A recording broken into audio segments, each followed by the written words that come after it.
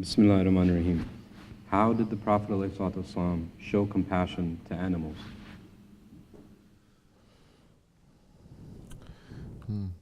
Bismillahirrahmanirrahim.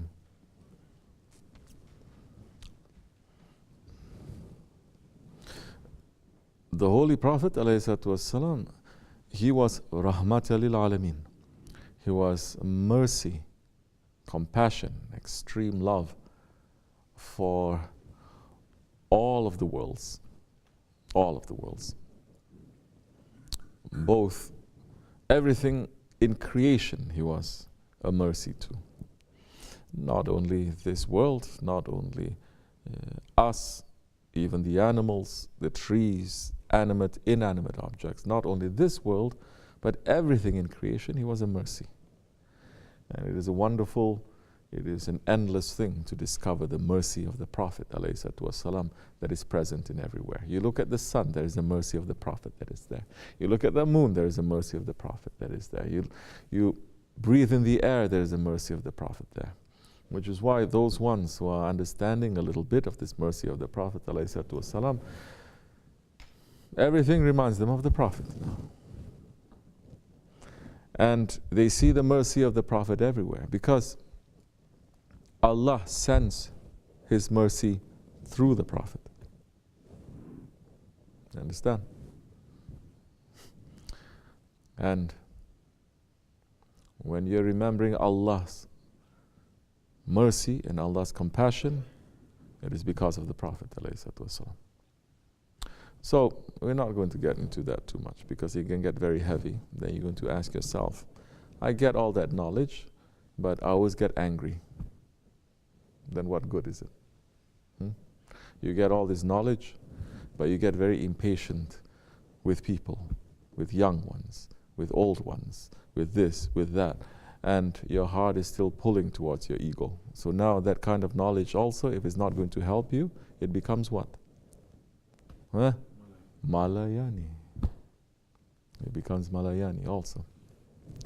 So, the Prophet ﷺ, he has said that on the day of judgment, everything in creation will come to judgment place to be judged by Allah subhanahu wa ta'ala. And Allah subhanahu wa ta'ala will show His justice. Will show His justice.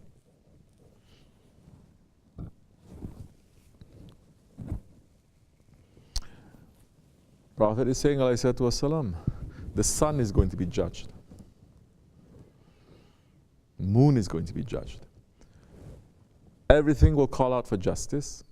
Even the sheep with one horn will call out for justice against the sheep with two horns.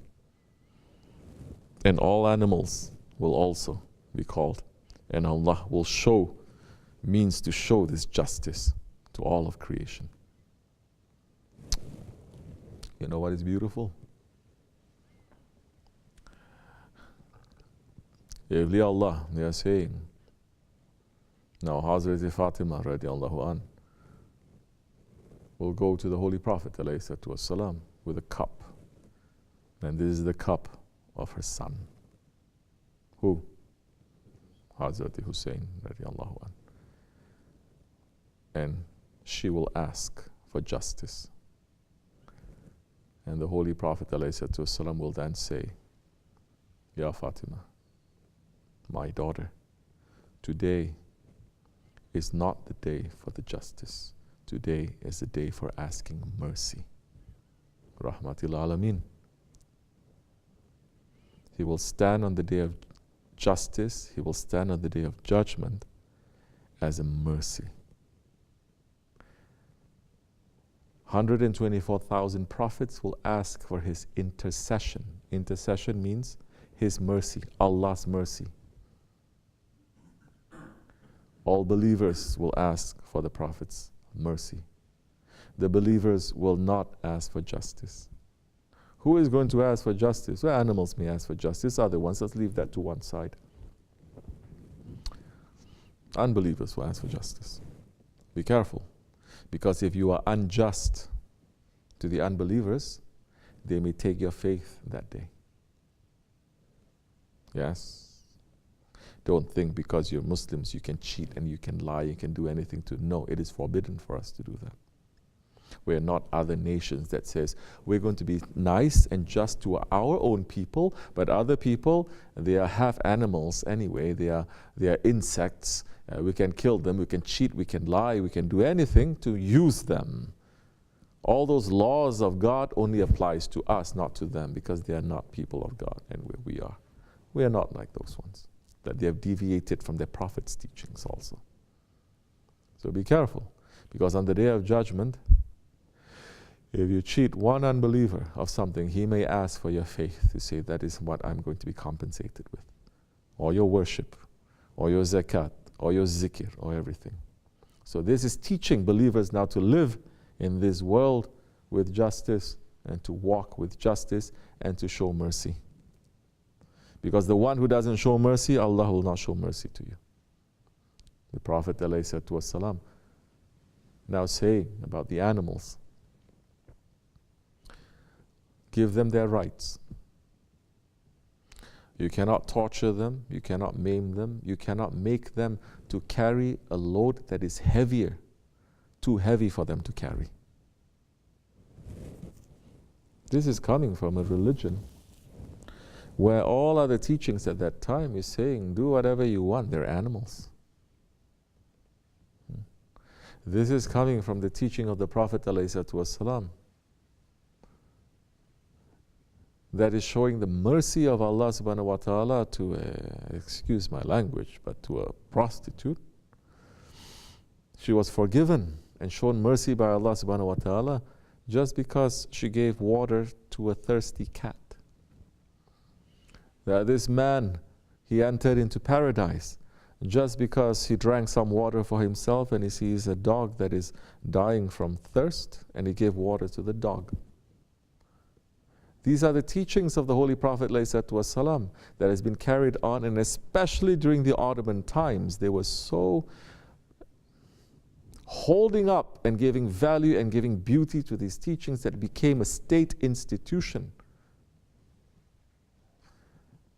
They are the first ones who set up animal hospitals to treat and to cure the animals. They are the ones that in weather like this, where it's snowing, and the animals, what animals? The wolves, that all other culture, all other religion to say you must shoot and you must kill. And the Ottomans, they have such balance and they have justice. Justice is one of their pillars. Adil, to be just. But they have justice without mercy is something else, and they have mercy. And this mercy is shown even to the wolves. In weather like this, they would take meat and food and go up to the mountains and put the food there for the wolves to eat. They would build beautiful houses for the birds. They would build animal hospitals just to let the birds that are migrating so that they can stop over. And the one who has a broken wing, they'll fix. The one who needs this, they'll give this. It is so delicate. And this is also taken from the Sahaba Kiram, of course, and taken from the Holy Prophet ﷺ, of course. What did Hazrat Umar radiallahu anhu said? And he is known for his justice. He said, if there is a wolf on the other side of the Tigris River, let's say, who dies of hunger, Umar will be held accountable for it on Judgment Day. This is the heaviness and this sensitivity and the pain that they have to feel, because the one who is merciful, the one who has justice, must be able to feel. The one who doesn't feel, he has no mercy. The one who understands the pain, then he says, I'm not going to give pain to you. The one who doesn't understand the pain, then he can kill the whole world. Our Shaykh says, you want to hurt someone? Take a pin, take a needle and poke your finger. If you like that pain, then go. Of course, in these days, there's so much cruelty everywhere. People are watching, listening, breathing, eating all the cruelty. They become even cruel to themselves, and you have children now hurting themselves by choice because it makes them to feel something. There's a sickness that is overtaking, especially where? First world countries. So this compassion to the animals is a principle that is very important. You want to see if a man is kind, let's see how he treats his cats and his dogs and his farm animals. You think that that one is religious? Let's see. There are a lot of religious communities. But the way they treat the animals, you say these ones are heartless, because that is also a creature of Allah. It is forbidden for us to even kill an ant without any reason, especially for people following tasawwuf. It's forbidden for you. There's a bug that's coming in and something, you don't need to kill it, take it and put it outside. It is especially forbidden now for you to kill something with anger. It is especially forbidden now for you to burn. Like, it's so common, they see an ant colony, they'll burn the whole colony. They'll burn this and burn that. It's forbidden. Because all these things turns your heart to become very hard and very cruel. And may Allah give more compassion, inshallah. But this compassion is lost in this nation now. That's why it's lost. It's lost in everyone. That's why you can watch a video of a child starving and dying. It's not moving you. You watch a video of someone being slaughtered, it's not moving you. You see a video of cruelty, it's not moving you. You don't feel anything. But you see another video that makes you laugh, your heart is going to move. You're going to ha ha ha, you're going to laugh. This is how they have sealed our hearts in the last days too, especially the children. Don't let them to be busy with electronics. Don't let them to be busy with the internet and the Facebook. It will harden their hearts. It doesn't matter if they swallow the whole Quran. It doesn't matter if they pray all night long. Their hearts is already sealed, because Islam is not just going up and down like a robot. They're giving and programming our children not to feel. The only fun you get now, especially now boys, they're teaching us, the only fun that you can get is when you are killing other things, playing the computer games, and from that killing other things, and then you're going to have fun. Bruh, if you think that it is something that is going to teach you hand-eye coordination,